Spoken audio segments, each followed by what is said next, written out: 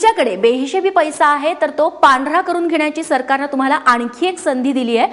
Tax disclosure या योजनेअंतर्गत तुमच्याकडचा पैसा तुम्हाला घोषित करावा लागेल आणि त्यानंतर आजपासून खरं तर 31 मार्च पर्यंत ही मुदत आहे, ज्यावरती सरकार 50% कर आकारून उर्वरित पैसे तुम्हाला परत करेल। शिवाय तुमच्यावरती कोणतीही कारवाई केली जाणार नाही आणि तुमचं नाव देखील गुप्त ठेवलं जाईल।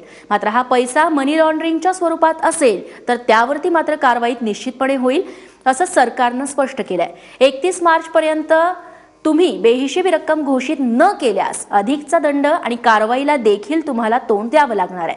31 मार्च पर्यंत जप्त झालेली सगळी रक्कम ही पंतप्रधान गरीब कल्याण योजनेत टाकली जाणार आहे।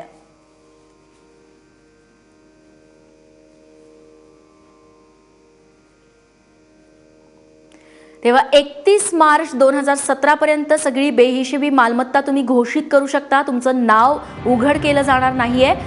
ही इन्कम डिस्क्लोजर स्कीम काय आहे तर तुमच्याकडे बेहिशेबी पैसा असेल तर तो तुम्ही घोषित करावा, ज्यावरती सरकार 50% इतका कर आकारेल आणि सोबत तुम्हाला दंडही भरावा लागेल आणि उरलेल्या रकमेची नोंदणी होऊन तो पैसा तुम्हाला परत मिळेल।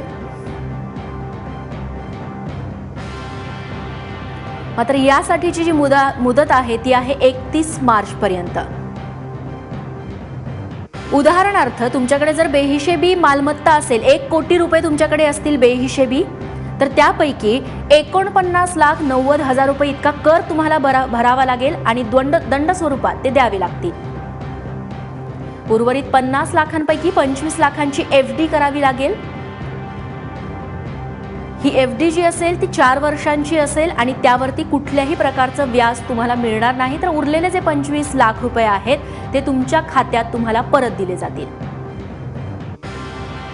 31 मार्च आधी बेहिशेबी संपत्ती जाहीर केल्यास कोणत्याही प्रकारची कारवाई करण्यात येणार नाही, फक्त 50% दंड आणि टॅक्स आणि इतर दंड तुम्हाला आकारला जाईल। शिवाय अशा लोकांची नावं देखील गुप्त ठेवली जातील।